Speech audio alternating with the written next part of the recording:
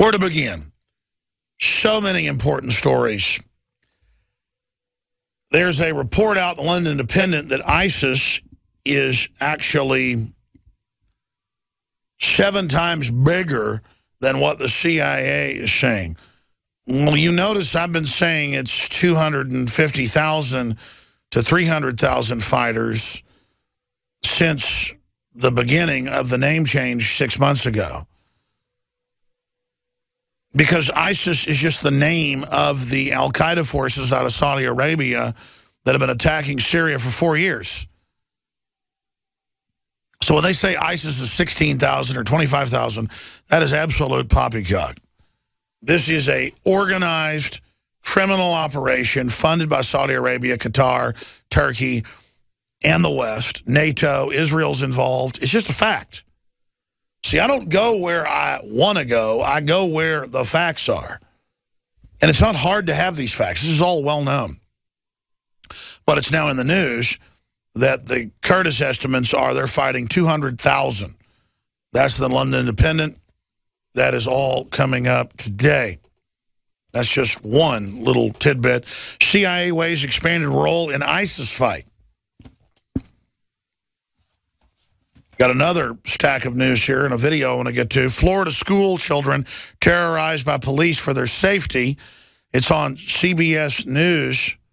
Locally, police officers draw guns during unannounced active shooter drill and terrorize them.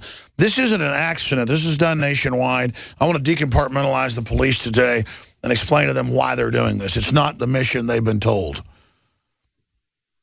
We're going to break that down as well. The news behind the news, the rest of the story. Vladimir Putin to leave G20 early after tense meeting with David Cameron. Cameron, when Putin walked over, said, I don't know if I'm going to shake your hand. I guess I will, but let me tell you one thing. You get out of Ukraine. This is how wars start. Imagine a Canadian that has no connection to Ukraine that's been half Russian forever. The West has overthrown the country. And now this guy waddles over and tells Putin, get out. This is thug level. You don't do that in diplomatic circles. This is unprecedented. And the Russians are leaving. And they've came to the G20 and said the gloves are off. As I've said, I don't sanctify, I don't lionize, I don't deify the Russians or Putin. But they're not the people trying to take my guns or sign me on to foreign derivatives packages in the trillions. They're not the ones surveilling me. The Russians are under attack. The Russians are being destabilized. The Russians have the West in there trying to overthrow and take their gas pipelines where they sell gas to Europe at low prices. I find no fault. Like Pontius Pilate, I said I don't compare them to Christ. No, he's certainly no devil, but he's certainly no Christ. But Vladimir Putin, they love to demonize a person. The larger issue here is Russia itself is not on the offense. And the West wants to conquer Russia just as they've conquered America. The globalists that have conquered the West want to conquer Russia. And that's just a fact. And so my North Star, my default is the truth. Does that mean the Russians haven't done horrible atrocities over the last 200 years to Ukrainians? That's really been a Germanic area before 200 years ago. Does that mean that Stalin didn't kill 10 million kulaks? No, I know the history. The point is they're getting along, and along comes George Soros to destabilize the country. In the past decade, we have witnessed unparalleled scientific discoveries in the area of health. But no one has put together a formula that focuses directly on brain health, nerve growth factors, and optimizing your cellular energy at the same time. DNA Force is one of the most expensive formulas to produce. Some of the ingredients in DNA Force are $12,000 a kilogram. We are using the coveted, patented, only American source of PQQ, CoQ10, and more. You want the best that's out there at the lowest price anywhere? Well, we're bringing you a total win-win. The ultimate value, cutting-edge, trailblazing game changer that also supports the InfoWar.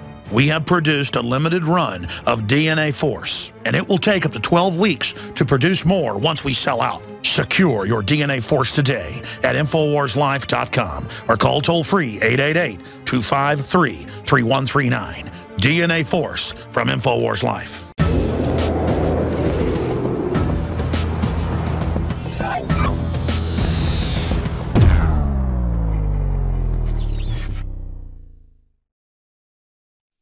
I want to open the phones up at the bottom of the hour on a host of news issues. And then at the bottom of the next hour, roughly an hour and 25 minutes from now, we will have Joe Biggs and Sha'Carri Jackson, who are the folks that got the footage of the media being attacked, and they got shot with rubber bullets back during the last Ferguson blow-up. Well, they're saying that the grand jury tonight or tomorrow will decide whether the bill or no bill with an indictment of this police officer. And police departments across the country in major metro areas like Chicago, D.C., New York, Los Angeles are bracing for riots, racial attacks, you name it. Who knows what will happen if this takes place, because a lot of race-baiting black leaders have been out in the news saying that all hell's going to break loose if this officer isn't indicted. Listen, all I try to do is send reporters to the scene, gather the facts, and report the truth. Overall, most of the demonstrators have acted responsibly. There have been some groups mixed in with the demonstrators that have looted repeatedly and shot at police and thrown Molotov cocktails. And there has been a bad element that's piggybacked on this. That said, now with all the witnesses and the video, reportedly the grand jury scene, it's true that this gentleman who had just shook down and reportedly strong-armed someone at a convenience store charged and attacked the officer. And so it looks like he should be no-billed. And so if he's innocent, he should not be indicted. That said, we would say, hey, we're reporters in an area that was that the police had not even said move out of, and they went on orders, go ahead and shoot my reporters and Vice reporters and Al Jazeera reporters with rubber bullets and tear gas, and would chase my reporters down and assault them. So I got to say, a lot of shameful behavior by the police, shameful behavior by the looters. And we would catch looters and say, there's a looter right over here. And the police would run up with shotguns and say, I will effing kill you. In fact, the cop that did that got suspended. It was a Ferguson PD officer. It's just a mess. I mean, it's just a unprofessional mess all the way around. But with all that's going on in our country, the racial divide that's been pushed by the Democrats and by Obama for 7 years, well, 8 years if you count the election, and MSNBC saying you're racist if you don't support Obamacare, you're racist if you aren't for gun control, turn your guns in, and Michael Moore saying white people that own guns have them because they're racist. He says that all the time when he has armed bodyguards and own guns himself. They are the #1 fanners of the flame that have created this atmosphere.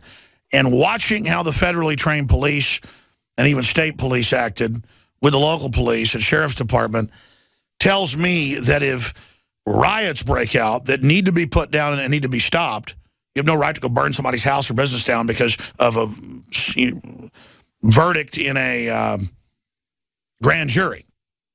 Whether you think it's a proper verdict or not, you don't have a right to go randomly attack innocent people or burn down their businesses because of that. But separately, then if the police get out of hand and try to attack reporters or the general public or use it as a way to try to clamp down on the public, well, then that's a tyranny as well. So this is a real tightrope that's being walked here. And seeing what I saw on the live video feeds that we all watched here and that millions tuned in and watched with our reporters on the ground, and seeing just the across-the-board behavior is extremely worrisome, and this country is undoubtedly a powder keg.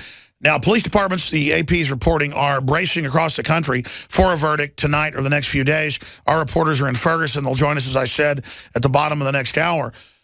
This may not be the big trigger, and I hope it's not. I hope there is no big trigger. But as the welfare checks continue to come, but don't have as big a buying value and basically become devalued pieces of junk, you're going to see more crime. I don't care if it's a black community, poor white community, Native American community, Hispanic community. You've got 50 million Americans on food stamps, about 100 million on assistance, And as the dollars devalue, this is already happening in Europe and other areas, as their currencies are devalued. There's a global race to devalue currencies right now by private central banks. As that happens, you will see crime increase. And because media has pushed racial division, people tend to form up into racial gangs like prison. Because, oh, then it's okay to go out and mug somebody because they're black and you're white, or they're white and you're black, or you're straight and they're gay. We all know how this psychology works.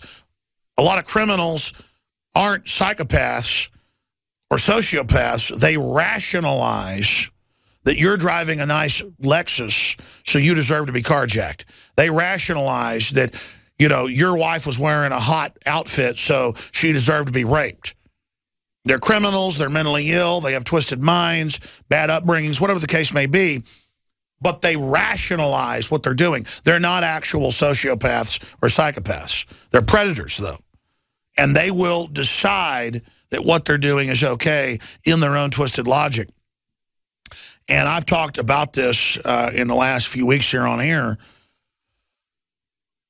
Almost everyone I know is being shaken down in Austin, Texas, even in nice areas, by folks. And last night I had a white guy come up and say, I need money right now. You need to give it to me, or, you know, things aren't going to go well.